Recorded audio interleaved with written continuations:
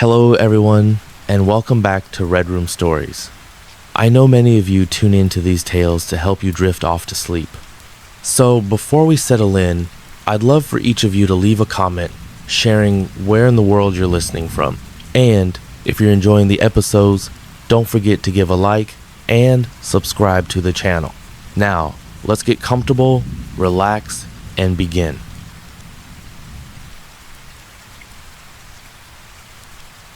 The dusk wraps the forest in shadow as Ruth trudges through the dense undergrowth, her flashlight wavering in her grip. Its beam slices through the gloom, searching for her sister Theo, who vanished after a frantic call about a faded choir singing in the trees.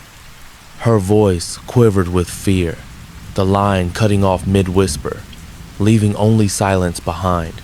The air hangs thick with damp moss and a faint, sour rot, urging her deeper into the woods. She clutches Theo's hairpin, found glinting near a root, its metal warm against her palm, drawing her onward. A hum vibrates through the leaves, soft and unsteady, trembling the earth beneath Ruth's boots. She pauses, sweeping the light across the forest, its glow catching on gnawed branches and a clearing where the trees part unnaturally. The hum pulses, rhythmic and eerie, pulling her toward the open space where shadows cling thick and still. She calls Theo's name, her voice muffled by the foliage, answered only by a faint, dry rustle from the clearing's heart.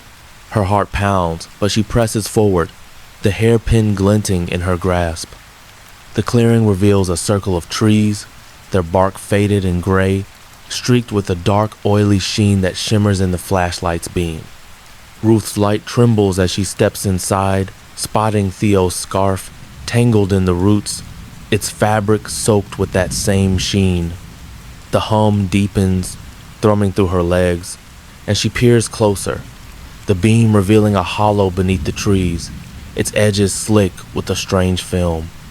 A whisper rises from within, slow and deliberate, and her stomach twists, dread rooting her in place.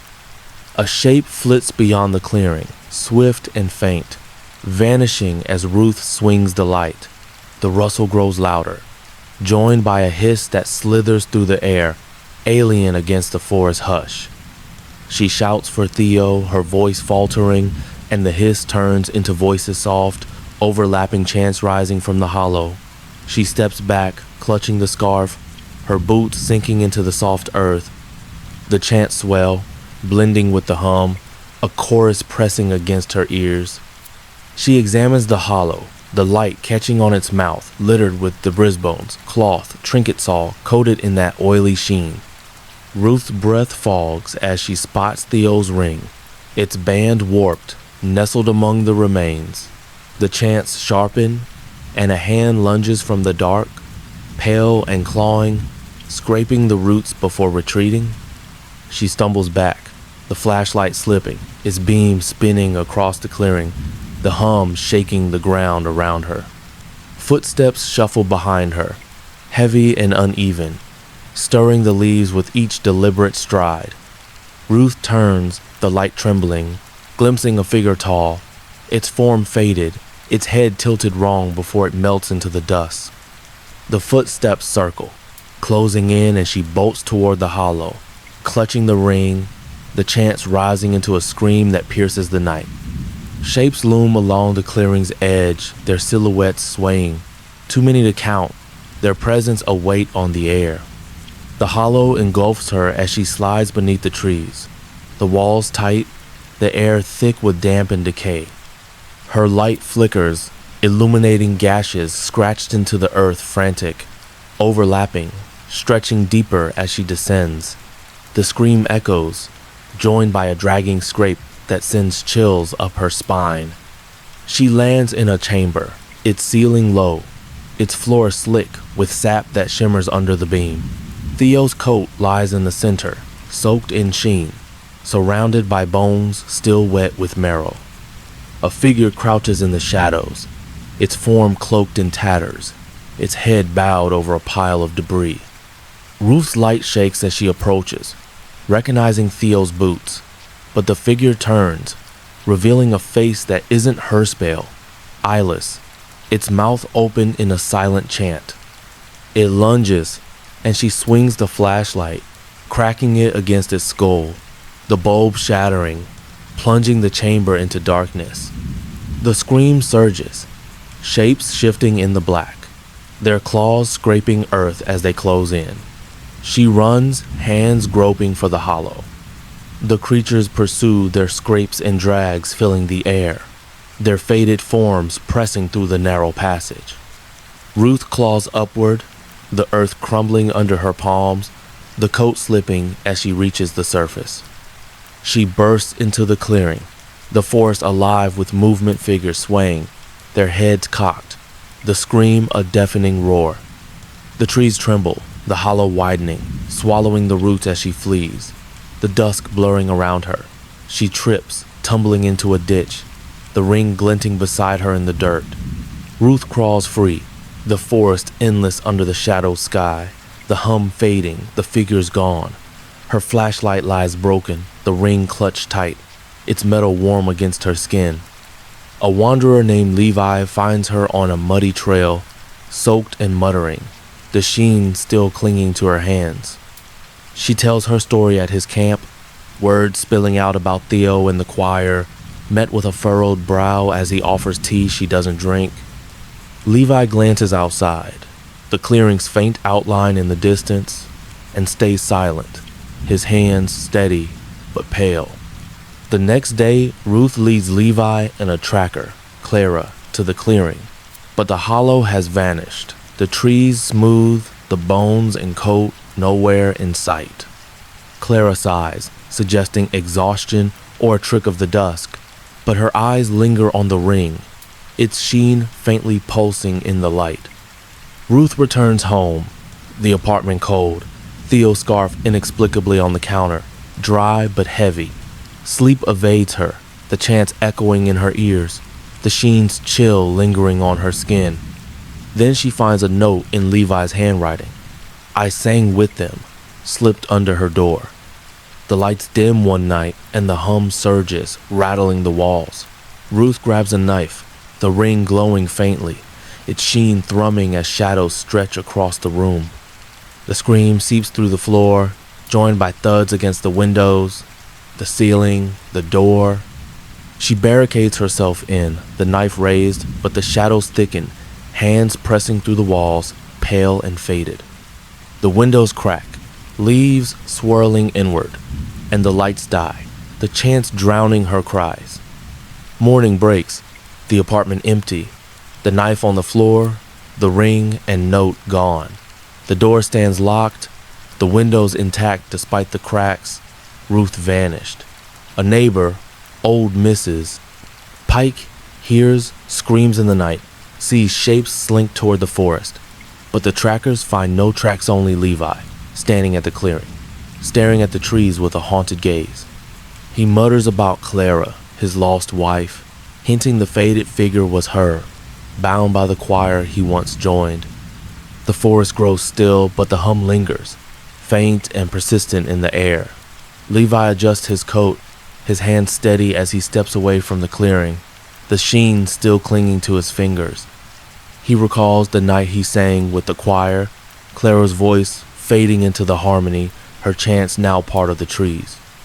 The clearing stands quiet, its trees unbroken, but the rustle persists, a reminder of the depths below. He walks on, the hairpin Ruth dropped glinting in his pocket, its warmth unsettling. Ruth's absence presses heavy, her footsteps erased from the forest floor. Levi reaches his camp, the fire low, the night closing in around him. He pulls out the hairpin, its metal pulsing faintly, mirroring the hum that follows him. The shadows shift, shapes swaying just beyond the firelight, their chants growing louder. He grips his knife, the blade steady, but his eyes dart to the trees, the choir calling his name. The tracker, Clara, had warned him once about the forest, her voice firm before she vanished. Levi remembers her tales of the faded choir, its hunger for those who listened too long. He shakes off the memory, but the hum intensifies, the hairpin warm in his hand. The fire flickers, casting long shadows that twist and sway, their forms too familiar. Night deepens, and the hum becomes a roar, shaking the ground beneath Levi's feet. He drops the hairpin, its glow illuminating the dirt, the chants now a scream in his ears. The shapes close in, their claws scraping the air, their faces faded yet chanting. He swings his knife, the blade cutting nothing but shadow, the fire dying as the darkness swallows his camp. The clearing stands alone in the forest, its hollow sealed, its trees gleaming with fresh sheen. Levi's coat lies abandoned, his knife buried in the soil, the hairpin gone. The woods stretch on, their shadows long and still, whispering tales of lost souls and faded horrors. Ruth's name joins Theo's in the stories, carried on the wind, a warning etched into the dusk's shroud. The wilderness waits, silent and patient, the faded choir's song pulsing beneath the earth. The hum persists, soft and inviting, beckoning the next wanderer who dares to hear its call. In the quaint, isolated village of Hollow Creek, nestled between the towering mountains and the dense forest, an eerie silence hung heavy in the air. The villagers, a close-knit community, had long been accustomed to the peculiarities of their remote home. However, the recent events had left them unsettled, their nights filled with unease and their days with whispered fears. The trouble began when old Mrs. Harrington, the village's eldest resident, started hearing whispers in the dead of night. She would wake up, her heart pounding, convinced that someone was in her room.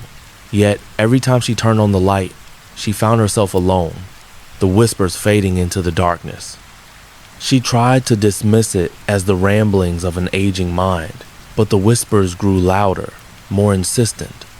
Mrs. Harrington confided in her neighbor, Emily, a young woman with a keen interest in the village's folklore.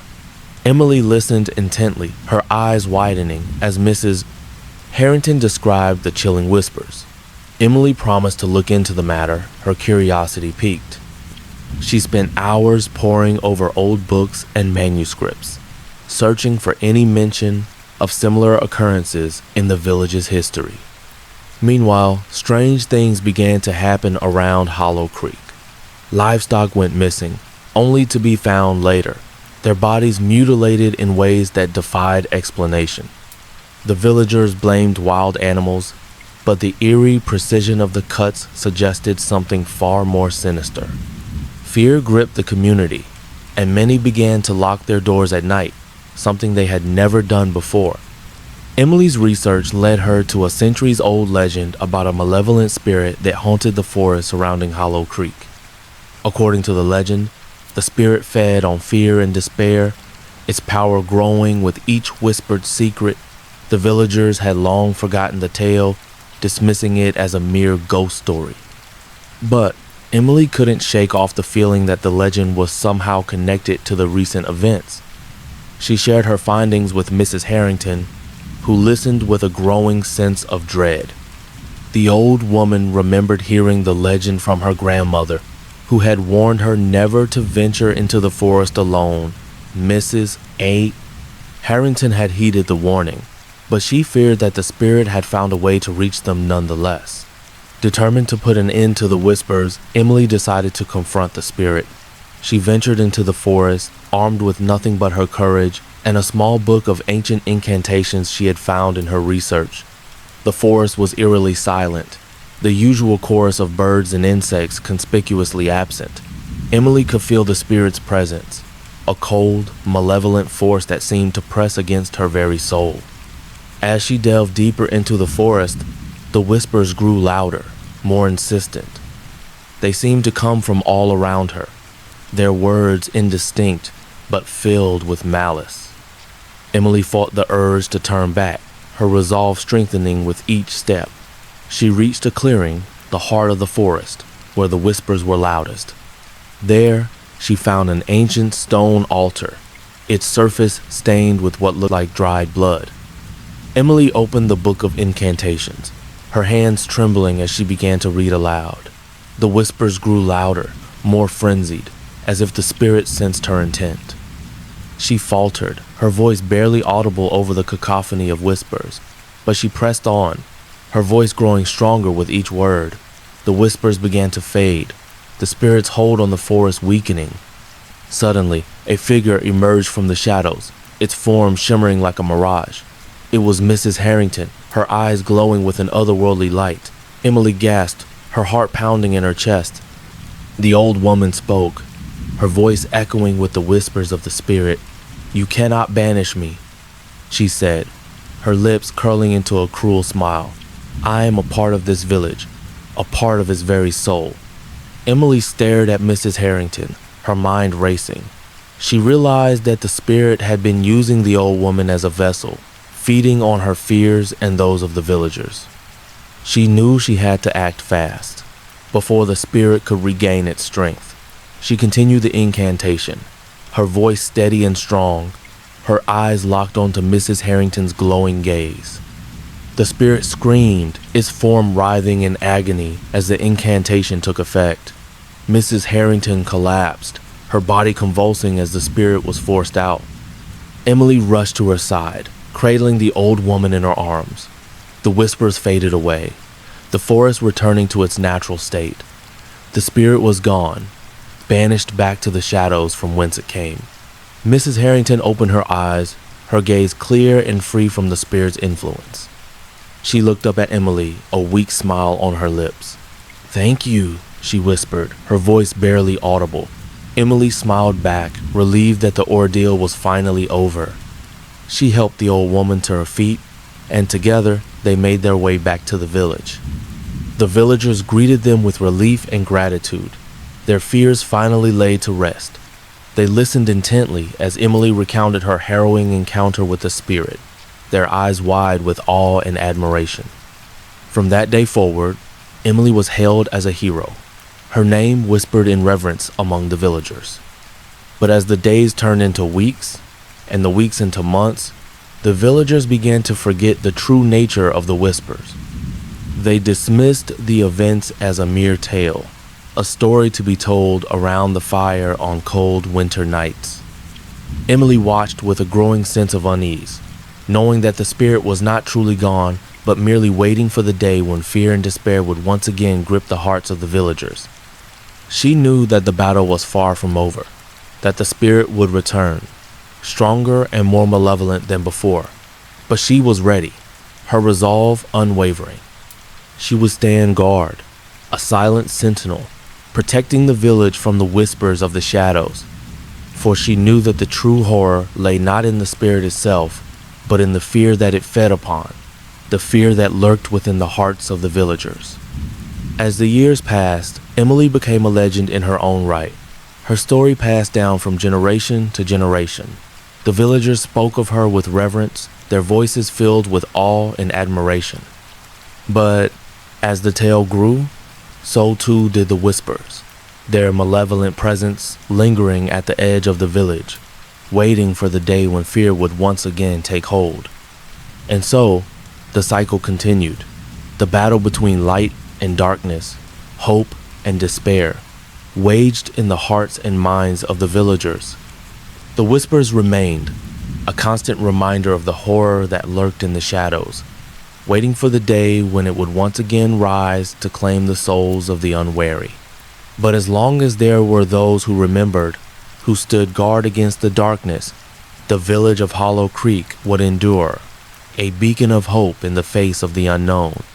In the end, it was not the spirit that defined the village, but the courage and resilience of its people. For they knew that the true strength lay not in the absence of fear, but in the ability to face it head on, to stand tall in the face of adversity, and to never, ever give in to the whispers of the shadows.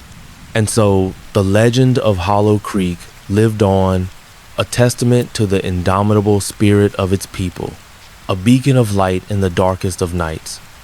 The forest, once a place of dread, became a symbol of their triumph, a reminder of the battle they had fought and won. The villagers ventured into its depths, their hearts filled with pride and determination. They knew that the spirit was still out there, waiting, watching, but they were no longer afraid, for they had faced the darkness and emerged victorious. And so the tale of Hollow Creek came to a close, a story of courage and resilience, of light and darkness, of the indomitable spirit of a people who refused to be consumed by fear. The whispers remained, a constant reminder of the battle they had fought, but they no longer held power over the villagers. For they knew that as long as they stood together, as long as they remembered, they would never be alone in the shadows. The end of the story marked a new beginning for the village, a time of peace and prosperity. The villagers went about their daily lives, their hearts filled with hope and determination. They knew that the battle was far from over, that the spirit would return, stronger and more malevolent than before. But they were ready, their resolve unwavering, their spirits united in the face of the unknown. And so the legend of Hollow Creek lived on, a testament to the indomitable spirit of its people, a beacon of light in the darkest of nights. The whispers remained, a constant reminder of the battle they had fought, but they no longer held power over the villagers. For they knew that as long as they stood together, as long as they remembered, they would never be alone in the shadows. The end.